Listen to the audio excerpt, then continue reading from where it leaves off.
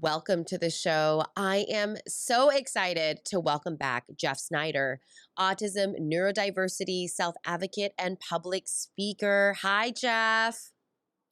Hello, Dr. Palafox. How are you? I am doing great. Thank you so much for coming back on the show. I love that this show can provide a space and a place for a first person perspective and experience for you to share how you successfully navigate through life. So I appreciate you being here. It's my pleasure to be coming back for a second round with you. So Awesome, awesome, awesome. So, today I was wondering, Jeff, last episode, we spoke about the top stressors in education that you experienced and some of the strategies that can be used to mitigate and reduce the stress and discomfort for individuals on the spectrum. And today I'm wondering if we could do a little pivot and talk about the top three stressors that you have had experience with in the workplace. mhm. Yes. So go ahead. so so just so everyone knows that this is, as much as I like this to be my primary job. I mean, it is my primary job, but it's not something where I get paid week in and week out. I do have a day job. For the past 15 years, I've been in the retail industry, and for the past 10 years, I have been working for a supermarket chain called Stop and Shop up in the Northeast, particularly in New England and in New York. And I started out as a grocery bagger, and then I worked my way to becoming a janitorial specialist or a porter. So it's not the most glamorous job, but it pays well and stuff. And then prior to my time at Stop and Shop, I was at Borders bookstores. I worked in inventory and then worked up to customer service. So I was at Borders from September of 2007 until September of 2010. And so, I mean, I do have plenty of experience when it comes to working with the general public. And I got to tell you, and I'm going to compare it right now, but working in retail is like being in the military, because you're thrown into a war zone, if you will, particularly around the holidays, particularly around the holidays like Thanksgiving, Christmas, Hanukkah, Kwanzaa, whatever. And and being on the spectrum and working in the retail industry, I've had moments where it's been very stressful and very hectic for me. And especially working in a grocery environment is very overstimulating at times for me, particularly with the public, with the general public. There are some people that you don't know who you're going to come across, and sometimes they can be extremely nasty and walk over you. And it's the same with every business and every industry out there. But with retail, it can be a little, it can go up a notch. And you also have some managers that really don't care about you. They don't care about the business. They don't care about your contribution to the business. And to me, that is a way of saying, you know what, why am I even here? Why am I even working for this company if the company doesn't care about me? I mean, I've had a good love hate relationship with the retail industry as a whole. I mean, sure, there's a lot of part time jobs that are out there in this particular industry, but I know I can do more. I mean, I know I've got talents, I've got skills that are way above what I'm doing right now. And Mm. if you're listening to this podcast and are going through like a job situation where you're in a job that you don't want, I would say go out there and find find the job that suits you, because everybody has a talent, and it's up to you to find that particular talent. So, Jeff, I wonder if we can get into your experience working in retail a little bit more and what you did really to, and what you've done and maybe continue to do to manage the stress that comes with this. You used a very powerful analogy. You said working retail is like working in the military where you get thrown into a war zone. Hmm. Can you expand on that a little bit? Well, retail for me, it's well, for me, retail, it's a very, very demanding industry. And when you're in a retail environment, you're basically you're basically in the front lines. And think of think of the customers as like the encroaching enemy army. And the enemy army is out to destroy you. And you have to fight to survive against this encroaching army. And you got to do whatever it takes to get out of, you got to do whatever it takes to fight the army. And sometimes you got to fight to the death. And unfortunately, there's also the merits that some people don't even want to, fight, and but they're forced to anyway. And and sometimes, in the military, you can get physical injuries, you can get mental injuries. And and that's been the case with, working in the industry, because I've had colleagues that have been called names. I've had that have been personally attacked. And it's not right. I mean, there's always a saying that the customer is always right. Well, I got news for you. It's, the customer, unfortunately, isn't always right, but we have to kind of abide that the customer is right when they're really not, because that's how businesses thrive, is by, going to the by saying that the customer's always right. And for me personally, I struggle with the possibility of um, doing of trying to keep that mindset that the customer is always right, because I know that they're not always right, but I have to mask that feeling. And when I mask, again in our last podcast, I talked about masking in like school assemblies, but when it comes to the workplace, they expect you to act a certain way. And sometimes it's difficult that you can't be yourself. And if you're in a job that forces you to be somebody you're not, then you're not going to last at that particular job very long. So you really have to take very clear, precise note of what job that you're going towards. Hmm. Yeah. And Jeff, do you feel like this can come back to knowing yourself? Knowing what stressors and demands put too much pressure on you.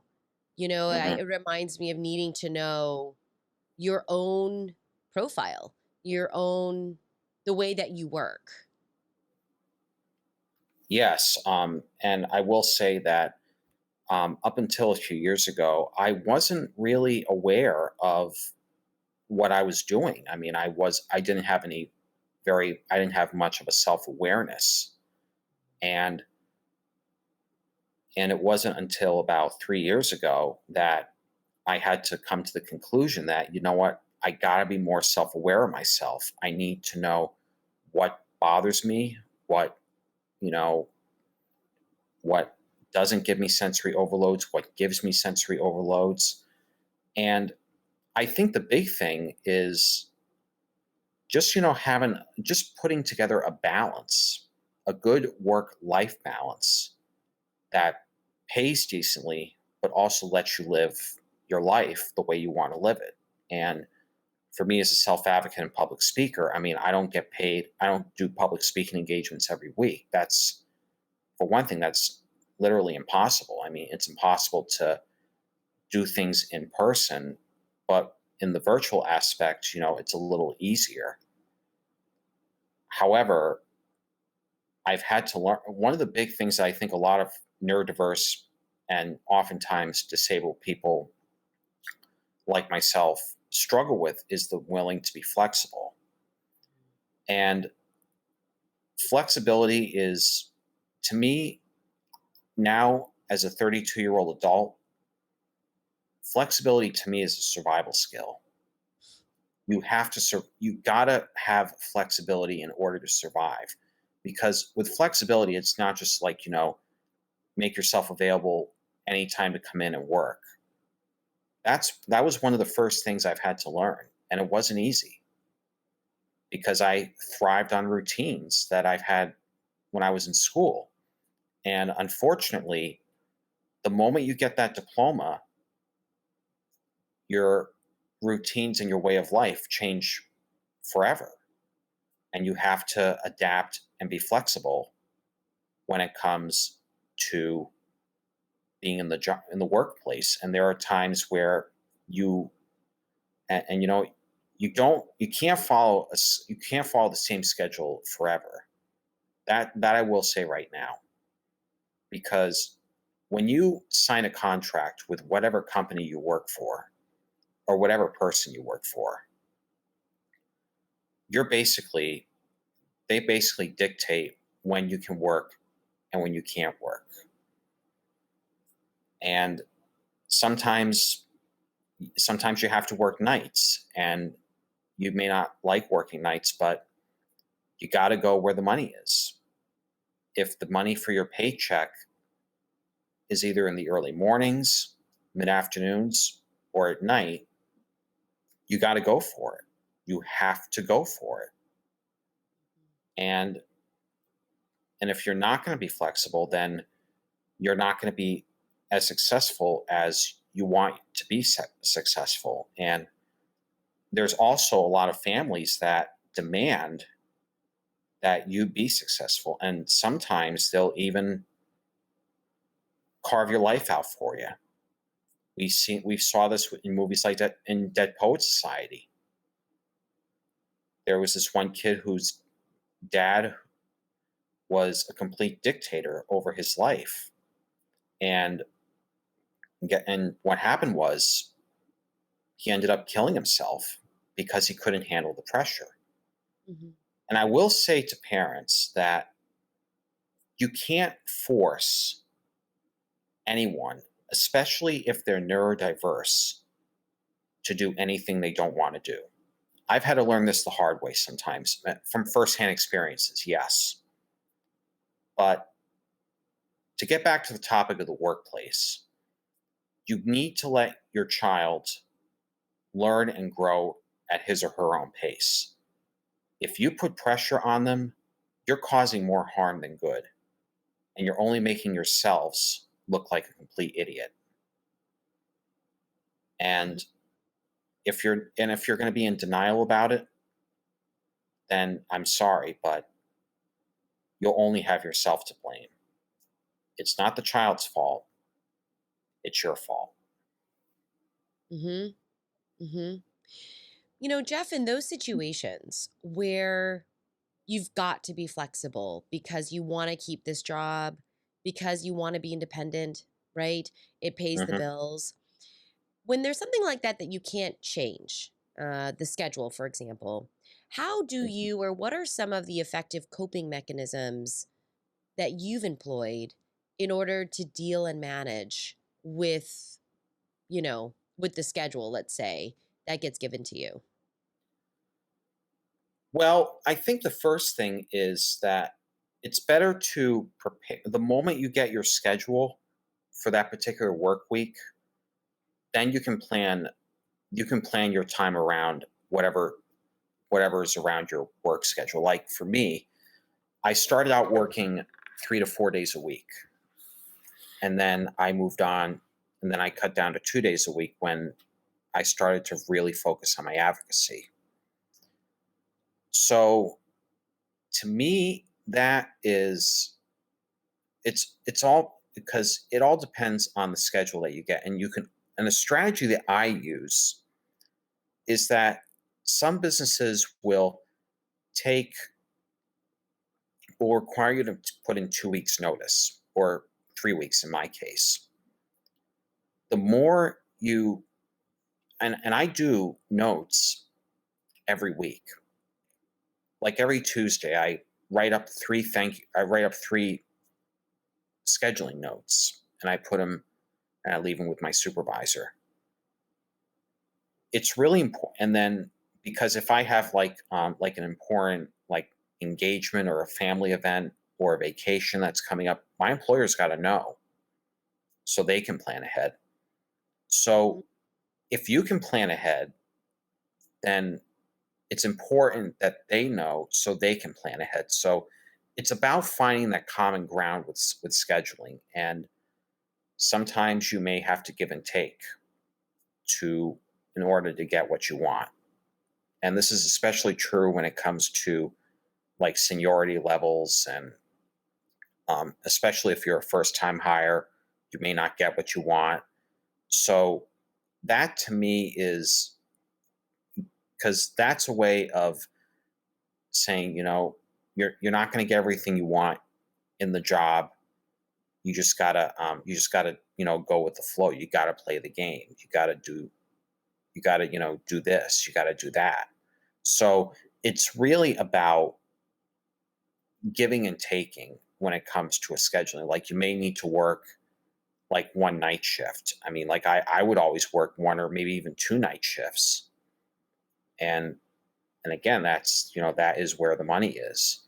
So but if you have to do something that is like, for example, like a doctor's appointment, um, or another meeting, just put in the time that you can work, and they can accommodate you to the best of their ability. And this is Yeah. especially true in not just retail, but like in any industry or any business that has a majority of workforce that they can easily replace for when it comes to scheduling. So Mhm. it's really about giving and taking. Again, it's all about the giving and taking when it comes to scheduling. Yeah. I mean, that is a flexibility issue right there, right? So it sounds like Hmm. one, you plan ahead so that you Hmm. can communicate and then compromise. You Yes. know, those are some really nice strategies at work, especially when in for some people, you know, there are parts of the job that they might not particularly love, and I think that's a really normal thing in it for many, which Hmm. is there's probably not. I don't know if there's someone out there that loves every part of their job, but you know, how do you work with the parts of your job that are stressful or have a lot of pressure? I think the other piece too, Jeff, that really is resonating with me and is powerful is the idea of not forcing anyone to do something that they don't want to do, and that pressure is um, that pressure is damaging. Yes. Um, Jeff, in your situations, have you been successful at communicating to others, whether I mean, they might be very well intentioned, right? Parents can be very well intentioned. But communicating with others about backing off, Mm. or talking about how that pressure impacts you and the way in which you're trying to do the best you can. Yes. I mean, there are times in the workplace where I'm in the middle of doing something, and somebody from another department will say, Jeff, come help me out with this. And then there's another one that says, come help me out with that. And that's where it gets extremely overwhelming y- in terms of, hey, I'm in the middle of doing this for Joe Schmo, or can you please wait like 5 minutes? And they'll say, oh, no, no, it can't wait, Jeff. And I'm like, you gotta be. I'm like, oh my God, are you kidding me? So I kind of have to, stop what I'm doing and then just go help that person doing it. And in the business I work at, in the business I'm in, as a porter, you're pulled in like 10 different directions. And I'm, and again, I wear the mask, um, to say that prevents me from saying, look, stop.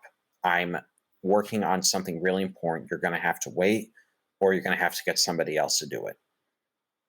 And there are times, and sometimes I'm on my lunch break, and they'll say, "Can I have your attention, please, Jeff Snyder, to aisle 20 for a wet spill?" And I'm like, "Guys, I said I was on my break."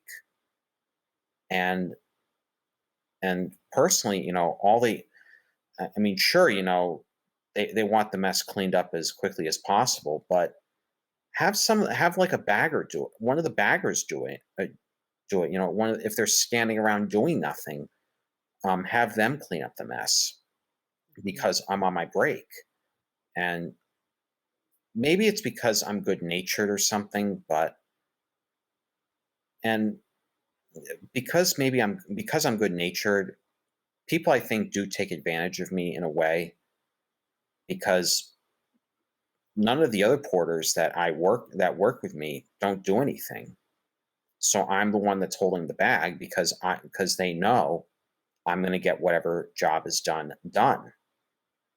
And that to me is that can be extremely damaging on, like anyone's mental health. I mean, if you're in my situation, you just have to set boundaries.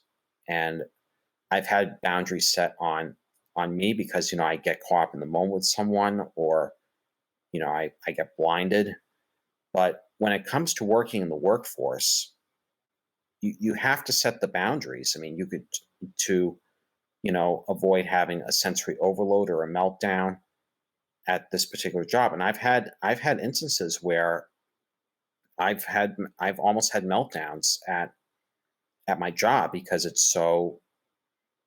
people can be so inconsiderate. And with this particular at a for this particular job, you can get people, you can pull people off the streets, and some of them don't care about what they're doing. They don't care about the business, and they just do their own thing. And I've had I have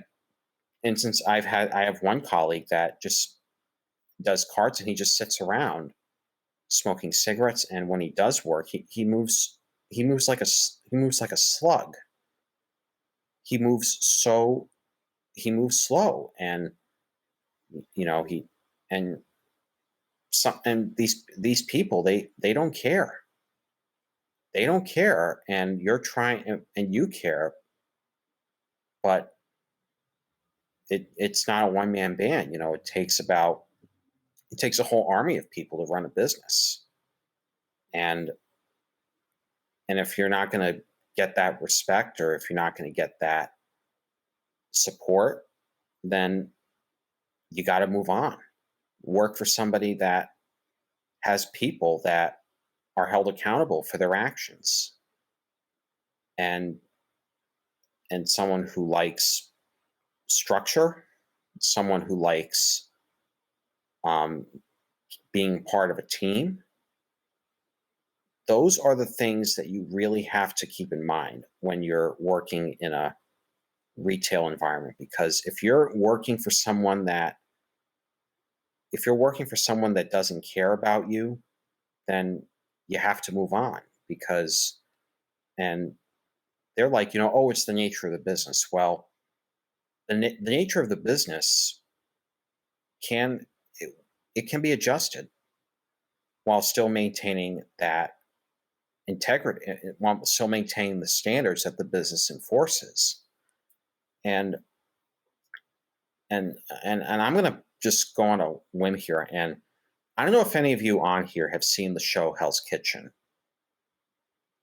Hell's Kitchen, it's one of the most, it may be a reality show, but that's a it's a show that keeps people on who are bullies, who don't care about those around them, and they just they just slack off. And if I was in that situation, I would just say I don't want to work in Hell's Kitchen because you're keeping people that are dramatic. You're keeping people that are bullies to others, and you're and you don't care, and you put a lot of pressure on people because you want us to live up to a certain high standard. So Hell's Kitchen is kind of like the workplace you don't want to be in. And if you're going to be in an environment that's going to be pressuring, then you got to get out. You have to get out. Yeah. Hey, Jeff, you know, you were just saying, like, even understanding your own sensory profile, understanding what led to over or what leads to overwhelm for you, when you need to get out, when you need to maybe change a job. How did you develop your self awareness? Like, is there something you did to help you clarify that? Well, it just came out of the blue, like I had a sensory overload or a panic attack actually when I was at Panera Bread about 3 years ago, and I had a lot of stuff going on that week that I always planned.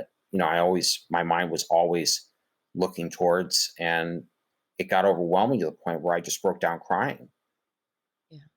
And panic attacks are never fun, and I think ever since then I had to kind of be aware that sometimes I need to set grounds for myself. And I've set boundaries on like watching the news, like I've set boundaries on, social media, like, you know, especially with the past year, with all that's been going on with like the pandemic and all that's been, and with the George Floyd situation. I just said, I don't need this. I'm I'm not gonna, and I see a lot of, and in the business that I'm in, I see customers talking about all these current issues that are going on in the world. And this is something we can probably talk about for another podcast. But the news, when you're in a retail environment, you're bound to hear issues that you don't want to hear, and that's enough on top of whatever you're going through at that time. It's too much. So you so the last thing you want to hear when you're in a stressful job environment is topics like what's been going on in the news, whether it's politics or anything that's some anything that you last thing you want to hear, anything violent. But and sometimes you just have to walk away from that particular situation. You have to walk away, go to another area of the store or office or whatever you work in, because once you the more you set boundaries for yourself, the more aware the more self-aware you become. Yeah. And the important thing is you don't want to put too much pressure on yourself. I've been guilty of that many, many, many times, whether it's to myself or to others. And I never want to put pressure on anybody, but sometimes I get so blinded that I do. And I think this might be the case with people in a workplace environment. but you have to say something. If and say, you know what, you're putting way too much pressure on me. Please don't do it anymore. And some will say, if you don't like it, then get out. But there are others that say, okay, we'll slow down. How do you want to, work? How do you want to work the situation? Things like that. Little things like that will make a huge difference in having a long-term job or or a short-term job. Yeah, absolutely. Jeff, this has been so helpful. What I gleaned from our conversation is that really the top three stressors in the workplace really like kind of revolve around social kinds of issues, social Hmm. pressures, any kind of surprises, maybe surprises in demand, surprises in schedule changes, that kind of thing. And really the sensory aspects of the job. What kind Hmm. of sensory input are you getting? And then some really lovely coping skills that you've used that I've heard: planning ahead or planning around, communicating, setting boundaries, being flexible in compromise, and then managing and walking away or managing the flow of the sensory input. That could even mean walking away from a situation, going to take a break, but being self aware so that you can use that awareness to manage your pressures and stressors. Do you feel like Yes, that's a good kind of just overview of just our conversation today? I think so. And one other thing that I forgot to mention that a lot of that really kind of can really stress out a lot of people is when it comes is like surprise higher up visits. And I've had, you know, instances where my managers are freaking out because higher ups are coming for a visit and they want, the store clean, or if I'm, having breakfast. One time I was having breakfast and one of my colleagues says, "Can you start now?" And I'm like, "Why?" And she says, "Well, we have the company president coming." I'm like, "Okay." And at the end of the day, the higher ups are no different than you and me. And I've been fortunate to have gotten to know some of the higher ups on a personal level. In fact, some of them even helped me get my job that I've held for 10 years. So, it's really important to not judge people as well when it comes to being in the workplace, or if there's a new hire, or if there's someone, higher up, because it's really important to be open-minded when it comes to, like, sudden changes and, like company visits, sudden company visits and that sort of thing. So, Awesome. Yeah. Awesome, Jeff. This is so helpful. Thank you so much.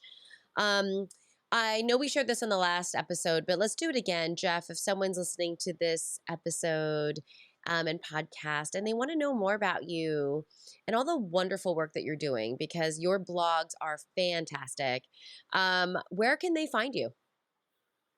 well, my website is Jeff Snyder Autism Neurodiversity Self Advocate.wordpress.com.